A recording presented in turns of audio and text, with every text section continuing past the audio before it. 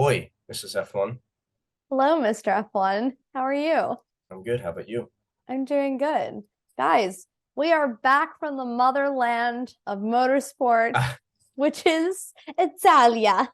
I'm going to Italia. talk with all my hands now because we're back from Italy. Yeah, thank you all for being so patient with us. First of all, we just disappeared into the night for like 3 straight weeks. We did. In addition to all of our Italian adventures, we're also in the midst of a pretty major move. So, if we could add any more chaos to our life, I don't think it's actually humanly possible. It's been stressful to say the least. Just a little stressful, but Italy helped, right? It sure did. How much fun was it? Oh my gosh, it was the trip of a lifetime. So much fun. We Mhm. traveled all over Italy, started in Venice, went to Florence, went to Positano. Positano, Tropea, Castelmazzano, and ended in the beautiful city of Rome. I just have to say, like, everyone was so nice, just willing to share their homes, their culture with us. And I ate some of the best food I've ever eaten in my life. Yes. Fact. Delicious.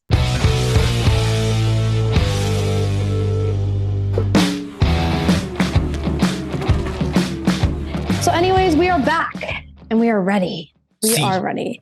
We missed Formula One, right? Was it weird? I felt weird being on vacation and like not watching the races. I thought it was weird that we left the United States and F1 came to the United States It was as like we were leaving. I know the Austin GP happened while we were gone.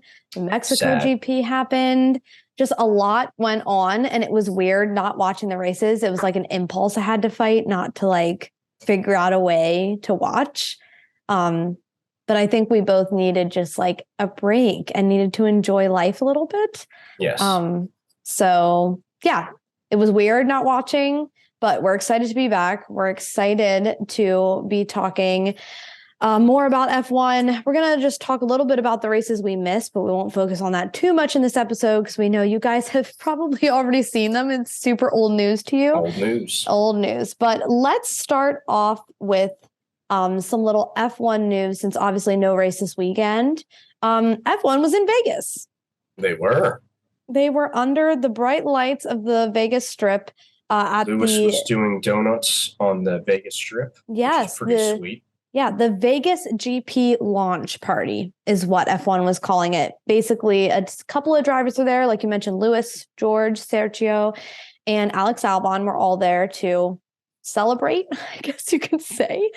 And all the media was there, and it looked like a fun freaking time. Also, we need to petition F1 to allow those neon lights under the car to be like a permanent thing. I know that probably throws off weight distribution, but the Mercedes looked awesome. It looked epic. I'm glad you brought that up. It was so cool. They need to mandate that now. It was very cool. They were driving up and down the strip. They were doing some filming as well for what I assume will be the commercials and stuff like that for it. But it was really cool. Seemed like a cool event. They also had like F1 esports there and the pit stop experience. Not going to lie, I was a little jealous that I wasn't there. It looked awesome, but I'm excited for F1 in Vegas next year. Me too. I do know that the pre-sale hit the market while we were gone, and I was seeing some TikToks about this. Guess how much you think just grandstand seats are?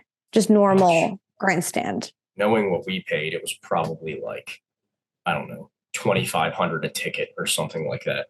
Pretty close. It was averaging around $2,000 a grandstand ticket. Yeah, I'm not surprised at all by that. Yeah, it's a little insane. I don't know what standing room tickets would look like at the Vegas GP. And where do you stand? I know.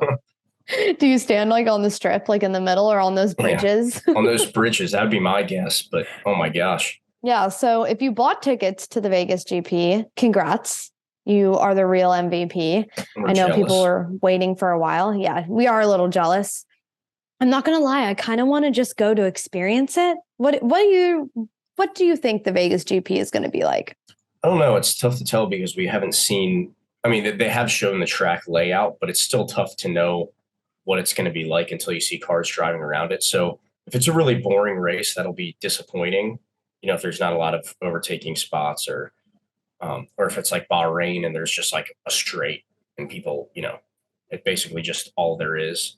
But I mean, the spectacle of it, I'm sure, will be amazing. Imagine staying in a Vegas hotel on the Strip and being able to look out your window and see F1 cars going 200 miles an hour, Yeah. down the Strip. That's got to be wild, to say the least. Yeah. Now that I feel like I've been to a race, I definitely see the appeal of attending the Vegas GP, because let's be real, like it's really hard to get a good picture of everything happening during a race when you're actually there, because you're usually looking at it through a screen. You can't really hear anything that they're announcing because it's so loud. So you're kind of like using your phone to help you figure out what the heck's happening. You see action happen on the screen, but can't hear anything. You can't hear team radio. And I know you can buy radios too that a lot of people listen to as well. But if you're going to a GP, like there's probably no better place than to sit on the Vegas Strip. Like if you're going to go to a GP, it's probably one of the best bang for your buck, I would say, when it comes to just like enjoyability. I don't even know if I'd sense. buy a ticket. I would just I would shell out money for a nice hotel room that overlooks it. And I feel like you'd have a better view than the people sitting in the grandstands. Like you said, you're like above the race. So you could watch more than just one corner, which, as cool as our experience was at the Canadian Grand Prix, we really only saw one corner and a big TV screen where the rest of the race happened. Yeah. If you're in a penthouse Vegas hotel overlooking the race, I mean, that's gotta be one of the most unreal. It kind of reminds me of Singapore, where that immaculate hotel with the infinity pool on the roof. It's got to be similar to that. Night race, you oversee the street circuit. I'd imagine that those two would be really similar. And Singapore is on your and I's list of races we need to see before we die. I think that's a great before we die. Oh my God, such a morbid. I'm so young. I'm not even thinking about that yet. Well, it's going to cost so much money. We're probably going to have to save up our whole lifetime just to see it. We'll be there at like 80 years old. Yeah, exactly. Being like, we've been waiting our whole life for this. Barely being able to make it up the grandstand steps. Exactly. Well, no, we're going to be in that infinity pool. Okay. Yeah. You think we're going to have that kind of money in our 80s? We're saving up, that long. We should have that much Screw money. a retirement home. Nope. We just want GP tickets. I want to sit in the infinity pool at the top of that Singapore hotel and watch the race. Okay. Well, maybe we'll still be doing this podcast when that happens. But I am 100% with you on the whole lights on the bottom of the cars for the actual GP. Well, let's just start a petition. Yeah. Although I guess the worry is with the amount of downforce those cars produce, it probably would just rip the lights right off, Let's just the porpoising just pop, pop, pop, and then lights shoot out the back of the car. Instead of sparks, we see like light tubes flying out. That LED light strip fly out of the back of it. Add a little bit more of a risk to the race. Anyways, that was exciting. It was cool to see a lot of the stuff on Instagram. If you haven't seen it, go check it out. F1 was posting about it all week. But again, just getting the people pumped up for the Vegas GP, which is going to be, I think, one of the biggest sporting events in the United States next year, if not the biggest sporting event in the United States. I think you're right, babe. I think it might be the best sporting event, the biggest sporting event that's ever come to the States. Yeah. What happens in Vegas will probably not stay in Vegas that weekend, but it'll be nationwide. Yes.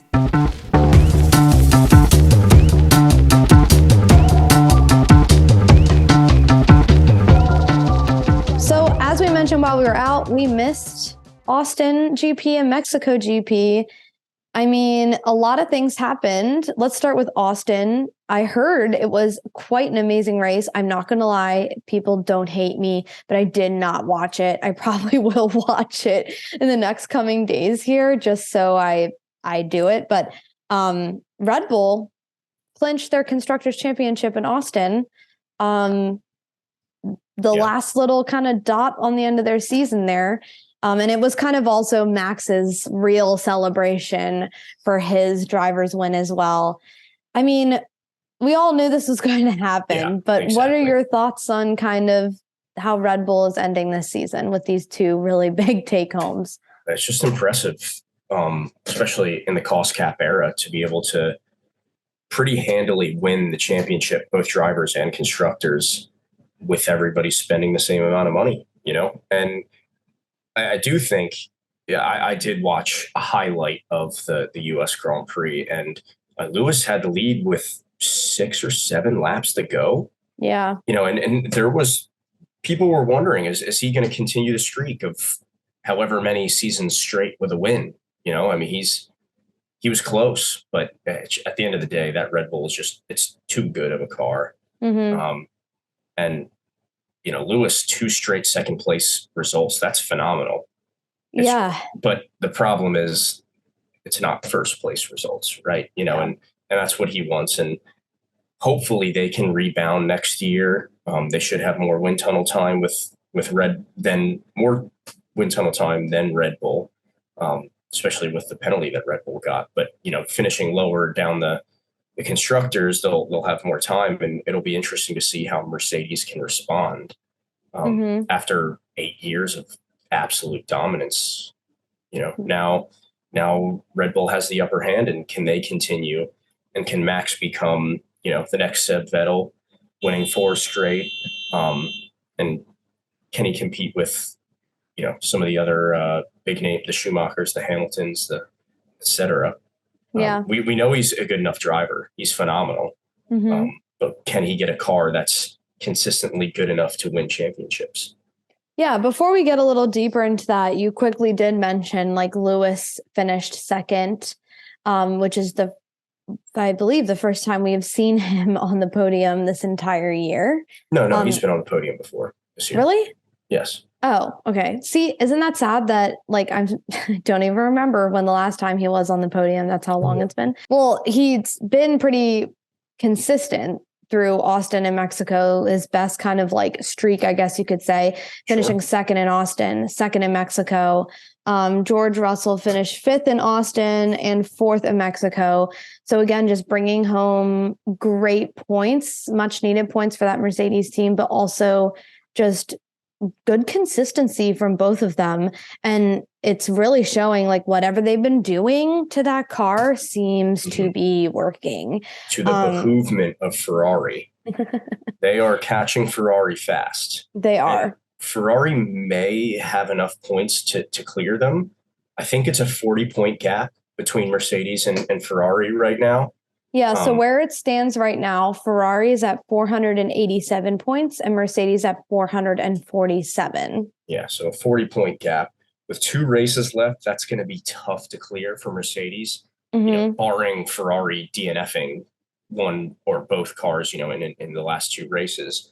But, man, I didn't think it was going to be this close for second place halfway through the season. It looked like it was a 2-horse race between Ferrari and Red Bull. And, you know, at one point it looked like Ferrari actually had a chance. And now here we are, Red Bull destroying everybody, and Ferrari may not even finish second. Yeah. You know, it's a pretty big fall from grace for Ferrari. And I think I've said this multiple times on the podcast, but Mattia is something's got to give. He is the head of that team. They've looked terrible. In late July, he said that there's no reason that Ferrari can't win all 10 of the last races. And Red Bull has won every single one. Yeah. You know, Max has won all of them but one, and Checo won the other one. And, you know, here we are, them almost finishing third. At what point does the higher ups of Ferrari say, okay, you know, somebody needs to be on the chopping block? Yeah. If you would have asked me if Mercedes would be fighting with Ferrari for second in the constructors at the beginning of the season, I would have probably laughed in your face. Yeah, especially after the first 2 races. Ferrari looked dominant. Yeah, they looked amazing. Charles Leclerc looked like he was on another level, and they weren't having the reliability issues they started to have a little bit toward the midseason. And Mercedes looked just god-awful. Like, just god-awful. Lewis Hamilton was having probably some of the worst race performances he's ever had in his career at the beginning of the season. I think he said early on this season that this car was almost as bad as the the one Yes. McLaren car that he claimed was like the worst car he ever drove in F1. Yes. He did That's say that. strong words for a guy who just finished second twice in a row. Mhm. Either, Mercedes really figured it out, or maybe Lewis just took a little bit to get used to the mechanics of the new car. And now that he understands it, he can put in that consistency that it took him a bit to get to. Yeah, and we're finally seeing him match, if not outperform George, which I thought I would have seen at the beginning of the season, but it was the exact opposite. So obviously it's just proof that whatever they're doing, whatever their little German mechanic minds or engineering minds are coming up with is working, which doesn't surprise me at all because it's Mercedes. I mean, they always meet a challenge. They never back down from it. So it doesn't surprise me. I think just the time it's taken them to get there is what has surprised me. So I think that goes, I was going to say that I think that speaks well into something that you and I talked about recently. And we want to give credit to the Red Flag podcast who kind of brought this up. They kind of did a deep dive into spending in 2019 before the cost cap was introduced, and Mercedes spent almost $40 million more than Red Bull spent. So you and I were talking, and it needs to be discussed. At what point do we say Mercedes' dominance was due to overspending more than everyone else, right? Maybe it wasn't that their engineers and their mechanics and, everything was just so good. Maybe they were just spending way more than everyone else. That's a scary sign for them, because if from here on out, spending is standardized, can they stay competitive?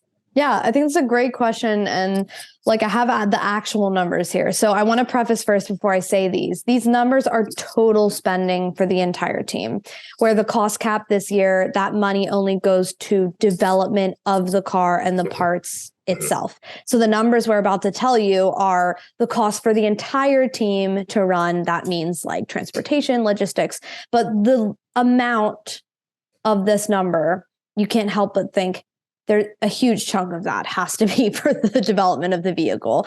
So in 2019, Mercedes topped the charts. They spent a total of $484 million. To just think about that number. Right. Just think about it. That's $500 million in 1 year. 1 year of F1 spending. That's like the GDP of a lot of countries. Yeah, I feel like I need to insert the clip here. That's like money, money, money, money. Yeah, that's where are they getting that money? That's crazy. Great question. So Mercedes, $484 million for the year of 2019. Trailing closely behind them for 2019, Ferrari with $463 million total spent. And right behind them is Red Bull with $445 million. So to your point, and the question that you just mentioned earlier, was Mercedes only dominant because they were spending an ungodly amount of money, or were they actually dominant because they were, in fact, the best team with the best car, the best driver, and the best engineers? Well, objectively, they all spent an ungodly amount of money. But $40 million or $39 million, whatever that number is, more than Red Bull. And 2019, Ferrari finished second that year, correct?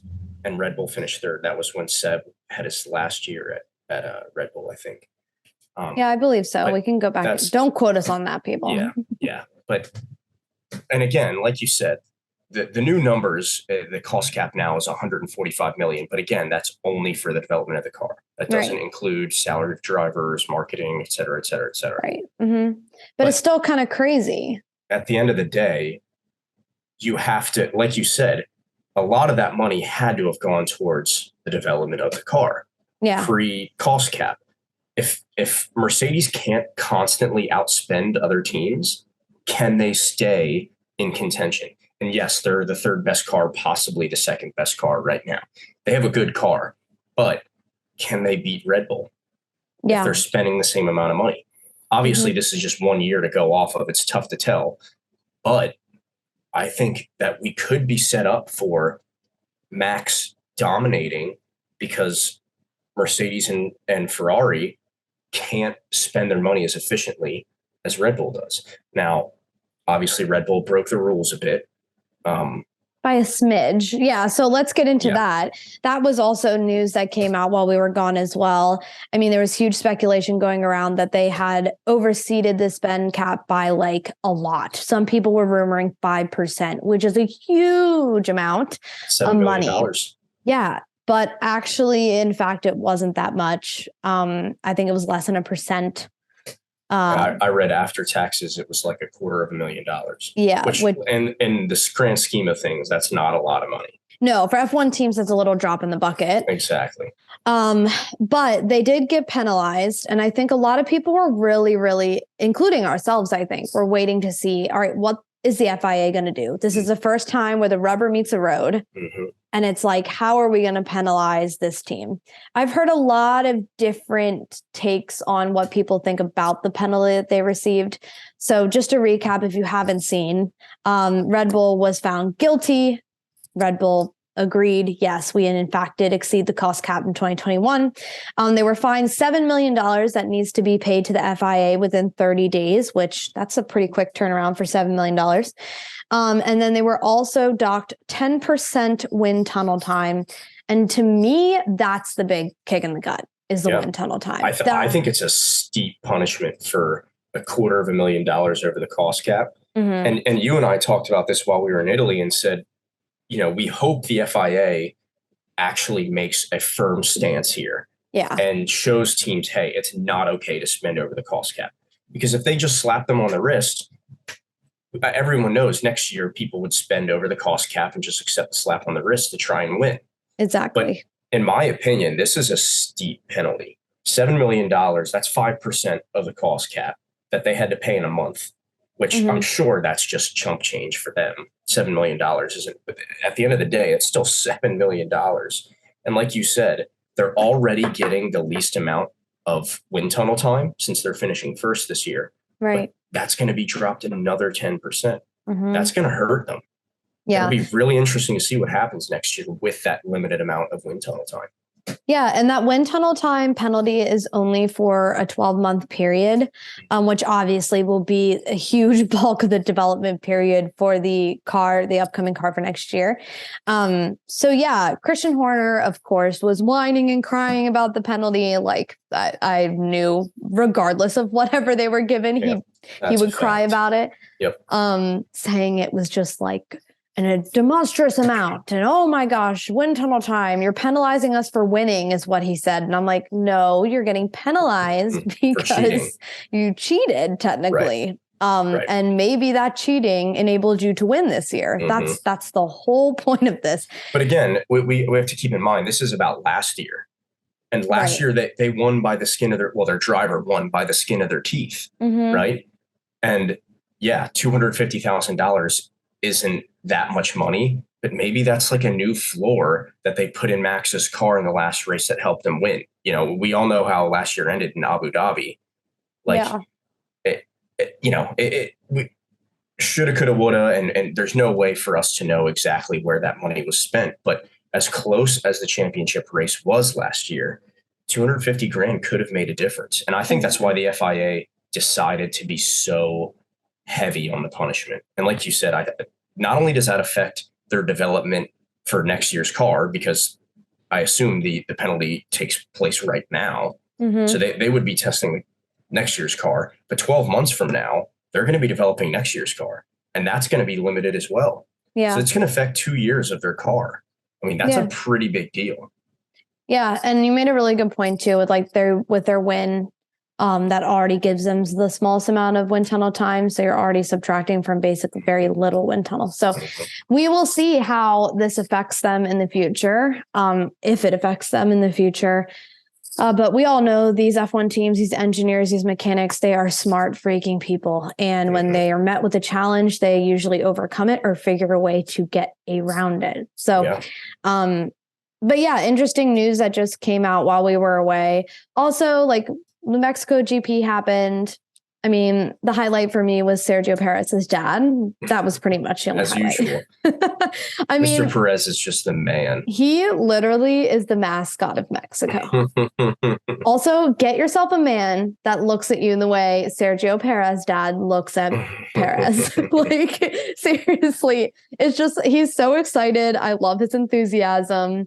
But that race itself was probably for me the most boring race of the entire season. Yeah, it wasn't that great. Max destroyed everybody. And I don't think that was a surprise anyway. They always do well in Mexico because of the altitude. Right. Red Bull develops their car in the Alps in Austria. They're very good at altitude. They always have been.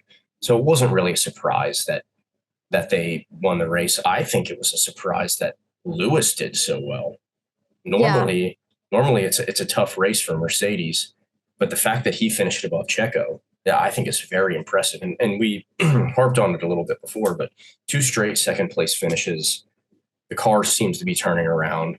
Meanwhile, Ferrari looked awful. Yeah, they looked horrible. Terrible. And maybe it was due to altitude, who knows, but they did not look great. Yeah. And I think it'll be really interesting to see how they finish the year because, as we said, Mercedes is catching up. Mm-hmm. Yeah, they need to definitely watch themselves and perform well for both the driver's standings and for the constructor standings for their sake. It could cost them a lot of money if they end up losing second place. I don't remember how the bonus breakdown is, but obviously you get paid more for the higher you finish. And if they choke and lose second place, that's why I said I think it's off with Mattia's head if that's the case, because they have had the potential, like you said at the beginning of the year, it looked like they were in the running for the championship. And here we are talking about them finishing third. Yeah, there's no reason that they shouldn't finish second. So I think unless they have some sort of weird DNF issue or unfortunately get involved in some sort of crash, there's no reason they shouldn't. Like we said, it's a bit of a steep climb for Mercedes to catch them, but with a bit of luck, they could. So we'll see how that plays out. But yeah, Mexico was boring. The beginning of the race was a bit exciting. There was a bit of like place swapping happening. George really took advantage of that good start he had. But unfortunately, just the way it played out didn't play in his favor. But other than that, and it cracks me up too, because no matter where Perez finishes in a race, it's like he's won the race. Hey, a podium in his hometown. That's great. I know. I feel like everyone watches the Mexico GP solely just to like see maybe when the day happens that Sergio wins it.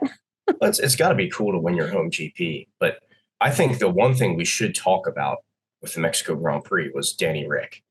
Yes. He had, well, after he punted Yuki off the track, he had a ridiculous race. Like, where driver of the day. Yeah. Exactly. Where has this Daniel Ricciardo been all season? It's, it's confusing. Too little, too late. It's a shame because we all know what he's capable of. We've seen him with the crazy late braking and overtaking. But for some reason, he just decided, now that I'm out of a seat for next year, pretty much, I'll just show my talents. And, driver of the day ended up making up that 10-second penalty. Crazy overtakes, had insane pace, and he was able to keep those soft tires alive. Yeah. As he was flying by everybody. And like you said, where has this Danny Rick been? Because F1 would be so much more entertaining if we had that Danny Rick every single race this year. Yeah. And I don't know. It was such a bittersweet moment for me. Yep. Like, I was so happy to see how well he was doing, and frankly just like amazed at how well he was doing. But then when it was all over, I was like, dude, like, where has this been? Right. If you had done this a few races this year, even just a couple races, I think he'd still have a seat. Right. Maybe not at McLaren, but maybe elsewhere. Yeah. But because he's been a ghost except for that race, at the end of the day, there's rumors that he's going to be a reserve driver for Red Bull. Who knows what his future has, but I just wish we had this entertaining Danny Rick all year this year. He hasn't had it. Yeah, me too. I wish we had it. Like I said, it was a bittersweet moment for me. I was happy that he finished where he did and had the great performance he did, minus like punting Yuki off the track, like you said. But I was like, is this all it takes for you to go fast? Like, give you a time penalty in the race? Because obviously, start every race with a 10-second time penalty, right? Because obviously, like, he definitely, once that happened, he was like, all right, I gotta go. Like, right, if I'm gonna finish anywhere worth it this race, I gotta go now. And I don't know if that played into it, if the pressure of him trying to get a seat has been lifted off of his shoulders and he's just racing to race. I don't know what it is, but it was sad. And obviously it's really, I mean, there is literally almost 0% chance he will be in Formula One in a seat next year. Best case scenario, like you mentioned, there's rumors going around he'll be a Red Bull or Mercedes reserve driver. He's voiced also that he does not want to go into another racing series. And that if anything, if he doesn't get a seat, he'll be taking a break from Formula One. And if opportunities present itself for 2024, that he will take it and come back with a vengeance, is what he was quoted saying. So, but let's be real. What openings are there going to be? Just, okay, maybe Fernando retires. Maybe. I mean, that guy's going to race till he's 100, right? So, I don't see that happening. Piastri and Lando at McLaren, that's going to be their driver lineup for the next 10 years. It should be. I mean, those are two young, phenomenal drivers. Right. McLaren's not going to have a seat open. Ferrari is not going to have a seat open. Maybe Lewis retires, but even if Lewis retires, I think they would probably get a better driver than Danny Rick in the Mercedes seat. And Lewis is not looking like Lewis is retiring. If you would have asked me last year how long Lewis was going to be in Formula One, I would have given it 2 years max. And honestly, I think the way his season went this year has lit a new fire inside of him. And I could see him being in Formula One for the next 5. I don't think he'll quit until either he gets his 8th championship and passes Schumacher, or he gets booted because he is so old that he deteriorates and, can't keep up. And God only knows when that's going to happen. I mean, he's 40 now? 39, 40, he's 38, 39 right now. But so he's up the last 2 races, he showed that he's still got it. So I agree with you. I don't think he's going to be done for a while. So going back to the Danny Rick thing, I don't see any openings. I don't see where he can fit in. Yeah, I agree. So he's got too much pride to join another racing series, but how long will that last until he's like, okay, now I have to. IndyCar would love him. I don't see why he wouldn't make that jump. But he said he's scared of ovals. Okay, then don't race in the ovals. There's other F1 I think Grosjean, his first year, said he won't race in the ovals. Yeah. So don't race in the ovals and do the other, where there's left and right turns. Yeah, we will see. It definitely, these last 2 races are going to be bittersweet for so many reasons, like Danny Rick, for example, but also Sebastian Vettel, this being his last season. And ironically, in the standings right now, they're right next to each other. I'm like, oh no, they're going to go out together like that. They are, I'm just looking right now. Sebastian's in 11th with 36 points and Daniel's in 12th with 35. Oh, sad face. That's kind of sad that, McLaren's a much better car than the Aston Martin. And that's sad that Seb has more points than him. Yeah. Lando's all the way up in 7th.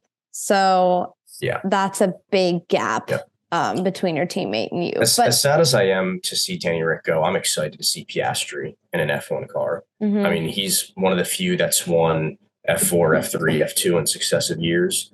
It'll be really cool to see him driving next year. He's a generational talent, much like Charles and George and Max. Yeah, we have a lot. I think for one of the first times in the past couple of years, a lot of young talent that's been hyped, that a lot of people have been waiting for to come into Formula One. Like you said, Piastri, Nick De Vries has also been someone that a lot of people have been waiting for. And the young talent who's looking like he will be taking this Williams seat, Logan Sargent. I don't think he's been as hyped as some of the other drivers that are entering Formula One, but I think he's just this huge new up and coming talent.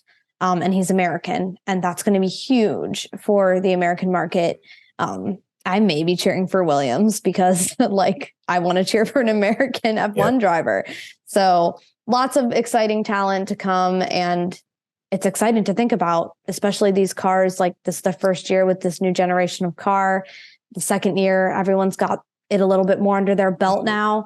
And we could see like different innovations with these cars and new drivers like this. It's going to be exciting to think about. Yep. I'm excited. And I'm glad you brought up Logan, because even though the last 2 races in F1 are not really meaningful, you know, Red Bull's already won the championship for drivers and constructors.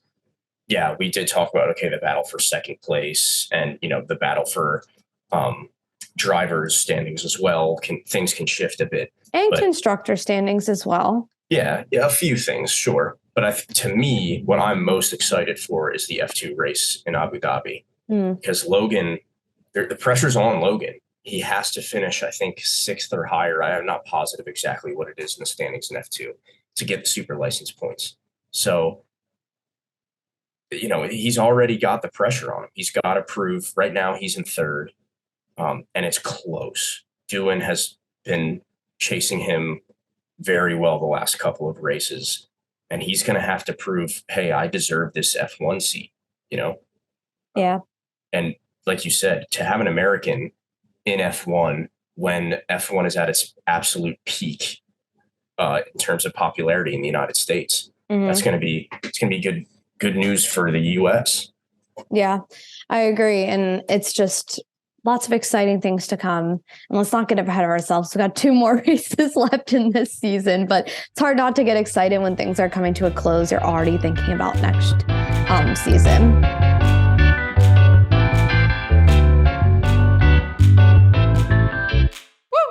But speaking about looking into the future, the next race coming up is Brazil. This is a big race that everyone loves, I think, just because, especially the fans, the Brazilian fans are such enthusiastic group. Formula One just runs so deep in their blood there. So it's an exciting race, an exciting track to go to with great fans. But right now, the climate in Brazil, and I'm not talking about the weather, I'm talking about the civil unrest. If you haven't been watching the news, there has been an election that just happened recently in Brazil, and it hasn't gone so well. Think like Trump-ish situations happening, more around the sitting president. Is that what they call him in Brazil? The president is kind of like, I don't accept these results. Yep. And there's been a lot of protests. He is really, really supported by the truckers union, actually, in Brazil, and they've been blocking main roads. And obviously, to get the Formula One show to the track, roads are pretty important. So a lot of people were speculating over the past couple of days if the GP would even happen, but it's happening. Let's be real. Yeah, F1 will make sure that it's happening. And I have seen news reports in recent days that the things are calmed down a bit in Brazil. So I don't think there's any threat that this race isn't going to happen. That's a good thing, because I love the track at Brazil. Such an exciting race. We have another sprint race, our last one of the season. Yes. This was the epic race last year where Lewis overtook 25 people. Started from the back, overtook a ton of people in the sprint, had a 5-place penalty, overtook the rest of them, and finished first. I'm hoping we have as exciting of racing as we did last year, but I don't think we will. I think Max is going to run away with this race again, as he has the past 9 races or whatever we're at now. Yeah, I think Max will run away with this, but that doesn't mean we won't have other exciting racing going on in the field. Like you said, like we mentioned earlier, there are a lot of drivers still need as many points as possible because they're so close. So I think we're going to see some, not all is lost. Like there are a lot of still other like little battles happening. Charles and Sergio, for just example. And it's like you mentioned, fast track. There's a 71 laps, 15 corners. And this is the sprint race. So that throws another kind of like ball into the field as to how things could go. Anything can happen. You have to wonder, since the championship's already decided, at least Mhm. in terms of winners. But the teams that are in second and third, Ferrari and Mercedes, you, normally we've seen that sprint races have been a bit conservative and a little Mhm. boring to watch, which is kind of not what F1 had anticipated when they introduced the sprint race. But I wonder if this will be a little bit more of a risky operation for those teams that are battling for those precious points at the end here. Yeah. Ferrari and Mercedes, and then McLaren and Alpine are battling close as well. Yes. It'll be interesting to see if those teams kind of throw everything at the sprint race to try and get that better spot for the feature and grab those extra sprint race points. Yeah, it's a great point. Like you mentioned, I kind of forgot about that until you mentioned it. There are points up for grabs in the sprint race, which is huge. And you did mention too, like Alpine is in fourth right now with 153, and then McLaren's in fifth behind them with 146. So there's still some room there. That's so close. Yeah, That's so close. And we know Alpine and McLaren have been fighting kind of all year for that spot, and that's important, especially when you're fighting for money, wind tunnel time, like this type of stuff. Or like it's anything is you got to give it your all until the end with a lot of these teams. Some other teams that are really close together, Alfa Romeo in sixth, Aston Martin in seventh. Alfa has 53, Aston has 49. And then Haas and AlphaTauri are only 1 point between the two of them. Haas in eighth, Alfa in ninth. And for AlphaTauri, that's horrible. They're behind Haas. Yikes. They've had a rough car this year. I felt bad for Pierre and Yuki. Yuki, some of his issues have been kind of self-imposed, but especially Pierre. We know how good of a driver Pierre is, and I'm sure we're all excited to see him racing the Alpine next year. But yeah, you're right. It's been a tough year for AlphaTauri, but hey, like you said, 2 races left in the sprint race. They can make up. All they have to do, like you said, score 1 point and they're tied with Haas. Yeah. Just a couple of points finishes and they can finish ahead and get that extra bonus money. Yeah, absolutely. So let's give our podium predictions for Brazil. Matt, you go first. Who do you think is going to be on the podium? I think it's going to be Max by a mile in first. I think it's going to be Checo in second. And I do think the Ferraris will have the Mercedes beat at this track. So I'll say Charles in third. Okay. Nice. But I do think Lewis and George will be pretty close behind. Yeah, I think so too. My predictions are going to be Max as well, running away with it in first. I'm going to say Charles in second, and I'm going to say Sergio in third. So we got the same people, just in a different order. Exactly. And that's just my hopeful thinking. I may not be thinking rational here, besides the Max winning part. But yeah, we'll see what happens. I think we're going to see some heavy, hard battling between Perez and Charles, which I think could make for an interesting race. So we will see what happens there. And I look forward to watching a race because I haven't watched one. Yeah, that's true. I get 2 races. We get 2 races to make up for the 2 we missed. That's right. Yeah. All right. We're going to wrap things up today with today's episode. So obviously we've been mentioning it a couple of times in the podcast today, but how close some of these guys are in the driver standings with points. So I think it's only makes sense for us to give our top 5 final, who we think is going to end up 1 through 5 at the end of the year, because things are so stinking close. Matt, would you like to start us off with your predictions? Go down your list. Sure. And then we can argue about why you put who where you put. I think the main story of this is like who is going to be that 6th person that's left out, right? Because the top 3 teams are in an echelon of their own, and each team has 2 guys. So who of those 6 drivers is going to be the one left out? And in my opinion, I think currently right now it's Carlos Sainz, and I think it's going to stay that way. I think he's going to finish 6th, which is a shame because, like we said earlier, that car was way better than the Mercedes at the beginning of the year. He's had a ton of bad luck with DNFs. I remember plant explosion at Austria when his car caught on fire. It's a tough thing to swallow for him because he's had a good year. He's driven well. He's had a few mistakes, but I do think he'll finish sixth. But anyway, first place, obviously, Max. He's already clinched that. Yeah. I do think Checo is going to hang on to second place just because the Red Bull is better. I think Charles is the better driver, and I don't really know anyone who would argue that. As much as I love Checo, I think Charles is pretty clearly the better driver. But I'm gonna say Charles in third, obviously. Okay. The last two, obviously the two Merc drivers, I still don't know. It's a tight battle. I think George has Lewis beat by 15 as of right now, or something like that. Yeah. Currently, George is at 231 and Lewis is at 216. So 15 points. With Lewis's last two races, he has looked the better driver. And he probably is the better driver, but George just had a better handle of the car early on in the season. Now, we do have 3 races left since there's a sprint and the 2 final races. So can Lewis make up those 15 points? That sprint plays a big role in it. It does. If Lewis can do well in the sprint, and all it takes is one DNF from George, and now it's a battle. At the end of the day, I think 15 points is too hard to overcome in the last 3 races. So I'm going to say George coming in fourth and Lewis in fifth. But I think it's going to be tight. I'll bet you they finish the year 6-7 points apart, not even.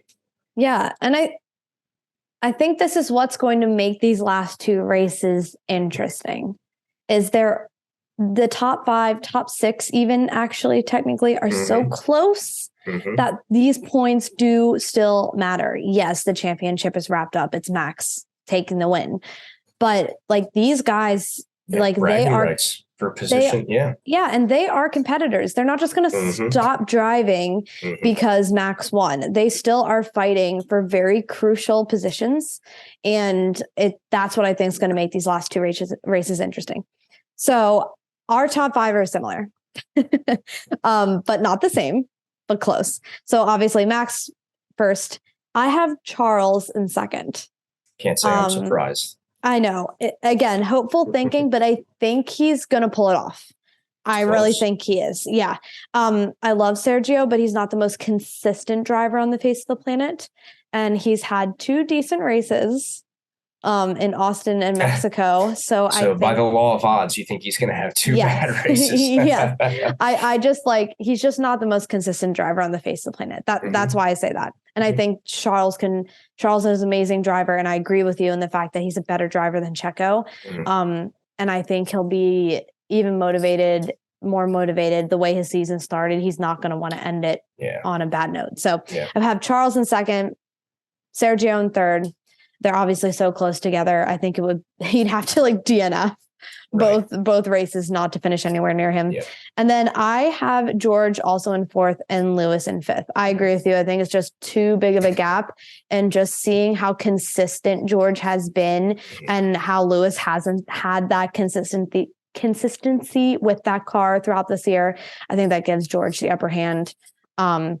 He's just better acquainted with the car. He's been better acquainted with that car longer than Lewis has. And the fact that Lewis has kind of only showed up in the last 4-ish races or so, I just think it's too big of a gap for him to kind of come up with now. But we are talking about Lewis Hamilton here. He performs very well under pressure. So we will see. And I'm sure in the back of his mind, he doesn't want his little rookie teammate outscoring him. So that could be interesting. It is sad, though, that we both think that Carlos isn't in that mix. Like we said at the beginning of the year, that Ferrari was the better car, but somehow he's going to finish behind both Mercs. I mean, it's a shame. Yeah, and I mean, he did not have a good beginning to this season. A combination of things he couldn't control, like DNFs and the reliability issues, but he really struggled driving that car just in general. I remember in the beginning of the season, him just constantly spinning out, not being able to control the car. He seemed to really have difficulty getting it to stick. Well, just compared to Charles, who was winning races early on, right? And him and Max were kind of the 2-horse race, and Carlos was way behind. We kind of expected that with Checo. No offense to him, but Max is a significantly better driver. But I think Carlos last year showed he can keep up. And then all of a sudden, at the beginning of the year, it looked like, whoa, Charles is destroying him. And like you said, that it's going to cost him. He's not going to finish. He probably won't finish in the top 5 because of his struggles early on. Yeah. And I think if he were performing like Charles in the beginning of the season, we could have seen him in 3rd. Yeah. So it is sad to say he's not even in the contention. Not saying he couldn't overtake Lewis. This is Formula One. You never know what will happen. Mm-hmm. So it's not out of the cards for him to be in the top 5, but it's looking a little bleak. But we will definitely reevaluate this top 5. I have it written down. We've got it down. We'll reevaluate the top 5 in the last race of the year. Crazy to think we only have 2 races left. It makes me sad. But we definitely are going to plan some off-season content for you guys. We're not going away. So we'll keep you in the F1 loop, even when there are no races happening.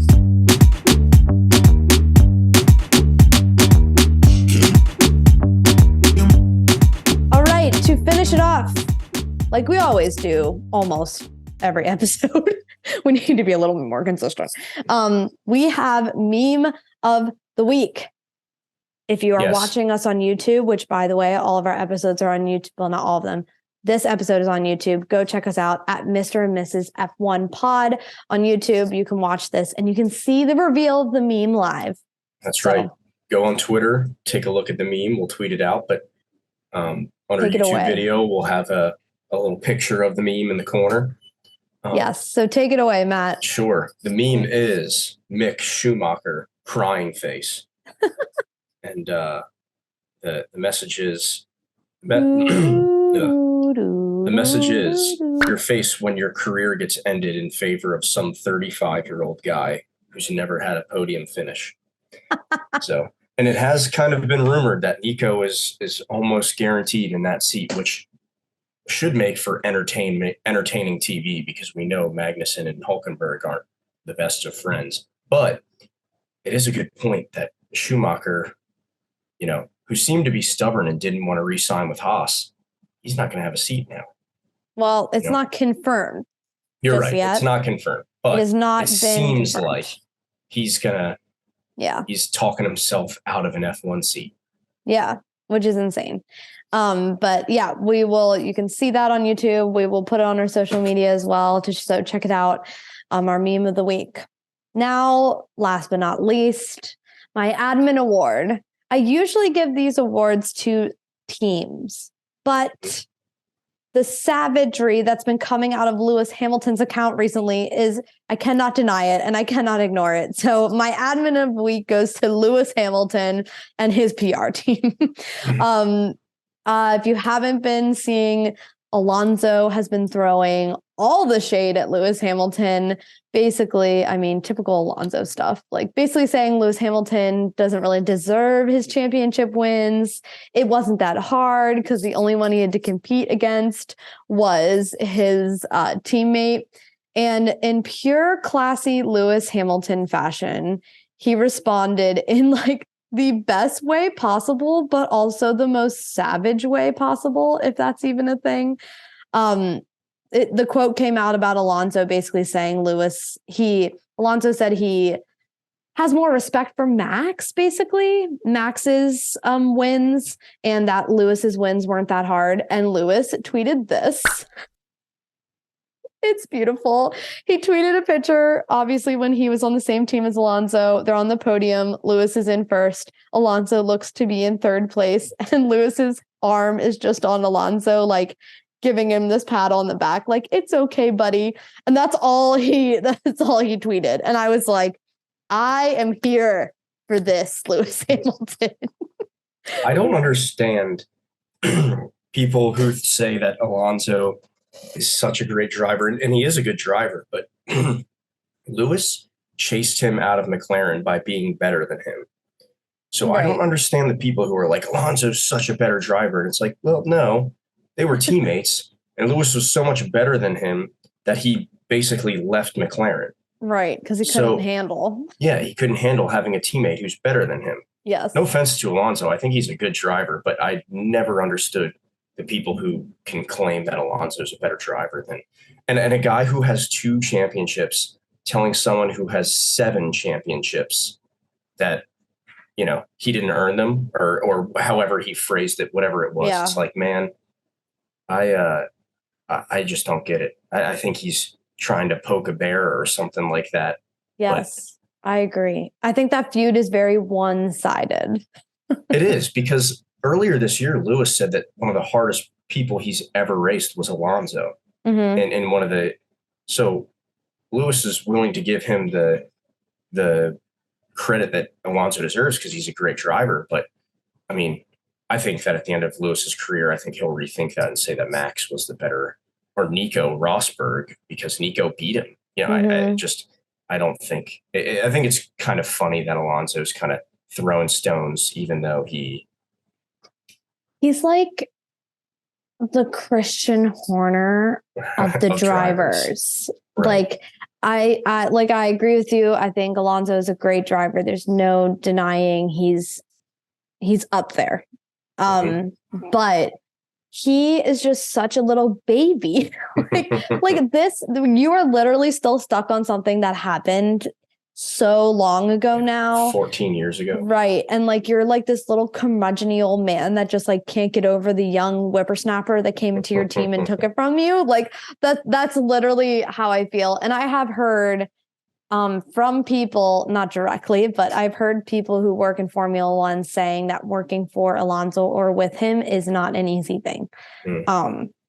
And for multiple reasons. So I think he's a bit of a drama queen, and I think he's just like still scarred from his McLaren days, and he needs to get better over that it. he doesn't have another 5 F1 championships like Lewis. Yeah. And I think he's just like literally staying in Formula One to annoy Lewis Hamilton. And take away a seat from a younger driver. Yeah. He's like, yeah, I'll hang around a bit more. Why not?